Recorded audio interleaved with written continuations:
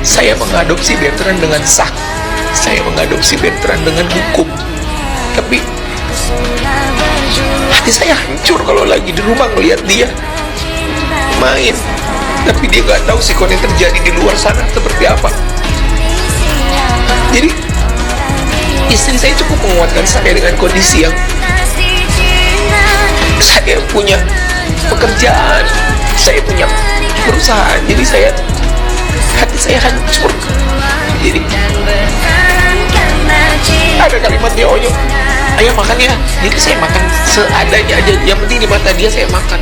Pang, kalau sama gue mah, lo jangan nyenggol keluarga gue ya.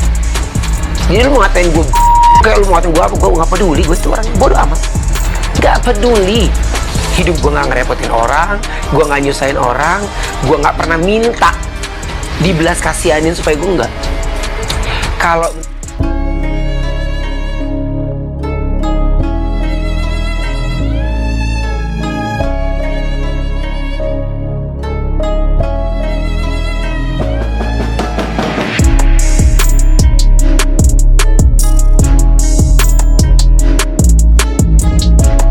Halo sahabat fans Leslar, selamat datang kembali di channel saya Formasi Seleb yang akan menyuguhkan seputar informasi selebritis terbaru dan terupdate.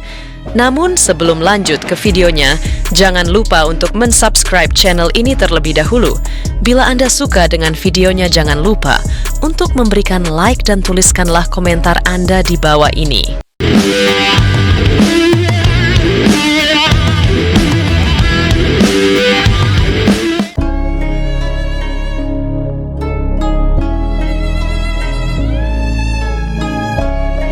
Kelakuan Bertrand Peto di TikTok selama berada di kampung halamannya di Nusa Tenggara Timur, NTT, disorot.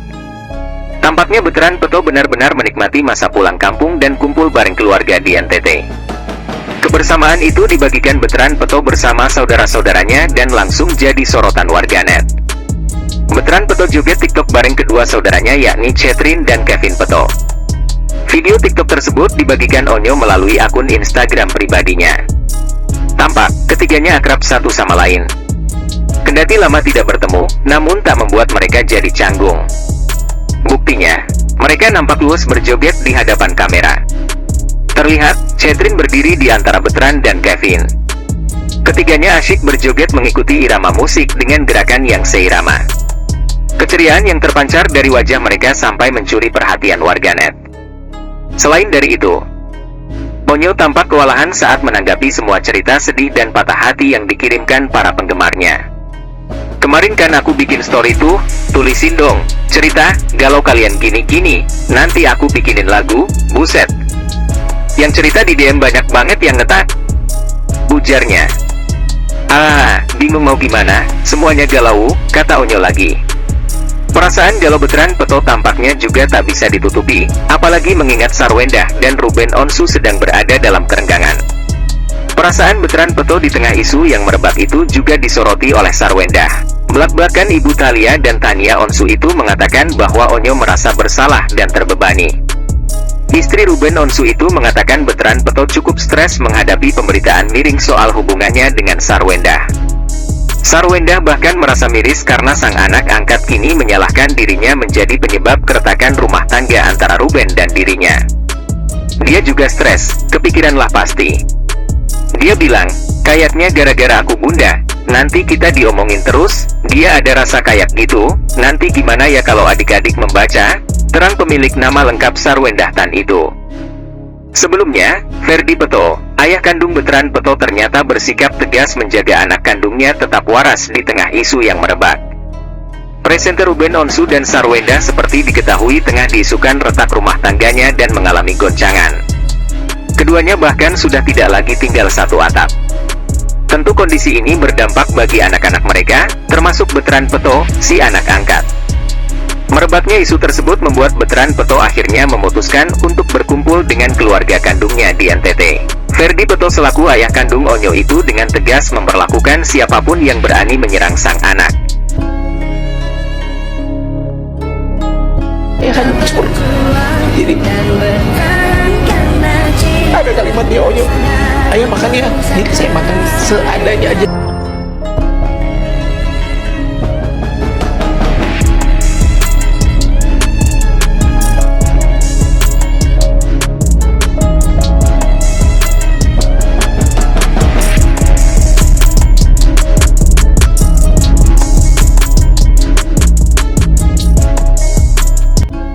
Isu keretakan rumah tangga Ruben Onsu dan Sarwenda juga berdampak pada sang putra sulung, Betran Peto.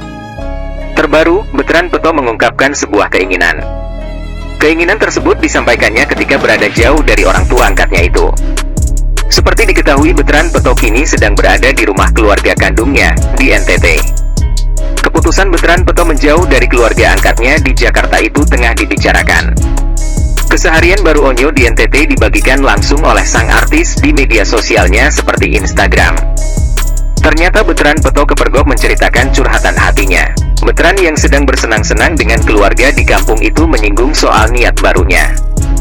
Betran Peto terpikirkan untuk menciptakan sebuah lagu yang bernada galau atau bertemakan sakit hati dan patah hati.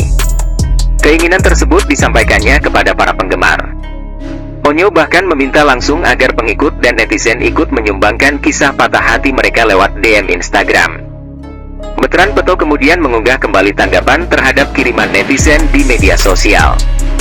Onyo tampak kewalahan saat menanggapi semua cerita sedih dan patah hati yang dikirimkan para penggemarnya. Kemarin kan aku bikin story tuh, tulisin dong, cerita, galau kalian gini-gini, nanti aku bikinin lagu, buset. Yang cerita di DM banyak banget yang ngetak, bujarnya. Bingung mau gimana, semuanya galau, kata Onyo lagi.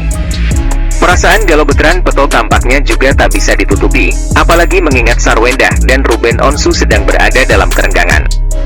Perasaan Betran Peto di tengah isu yang merebak itu juga disoroti oleh Sarwenda. Belak-belakan Ibu Thalia dan Tania Onsu itu mengatakan bahwa Onyo merasa bersalah dan terbebani. Istri Ruben Onsu itu mengatakan Betran Peto cukup stres menghadapi pemberitaan miring soal hubungannya dengan Sarwenda. Sarwenda bahkan merasa miris karena sang anak angkat kini menyalahkan dirinya menjadi penyebab keretakan rumah tangga antara Ruben dan dirinya. Dia juga stres, kepikiranlah pasti. Dia bilang, kayaknya gara-gara aku bunda, nanti kita diomongin terus, dia ada rasa kayak gitu, nanti gimana ya kalau adik-adik membaca, terang pemilik nama lengkap Sarwenda Tan itu. Di sisi lain, Sarwenda mengaku merasa kehilangan ketika Betran Peto memutuskan untuk tinggal lebih lama di kampung halamannya. Namun, istri Ruben Onsu itu mengaku tak bisa melarang kepulangan Betran ke kampung halamannya. Sarwenda pun mengatakan Betran berhak bersuara dan mengambil keputusan sendiri. Ya pastinya yang anak tiap hari diurusin, tiba-tiba nggak ada. Iya, ngerasa hilang. Tapi ya dimanapun dari awal Onyo sudah ada keluarganya dan ketika waktunya dia meminta balik menemui keluarganya yang nggak boleh bilang tidak gitu loh. Dia juga sudah punya hak untuk bersuara mau gimana, jelas Sarwenda. Sarwenda juga belakangan dipusingkan dengan kondisi dua anaknya yang lain. Rupanya, anak-anaknya yang mulai besar, membuat Sarwenda bingung ketika mendapat pertanyaan. Apalagi, pertanyaan itu terkait dengan kabar-kabar yang selama ini beredar. Saya mengadopsi Betran dengan hukum, tapi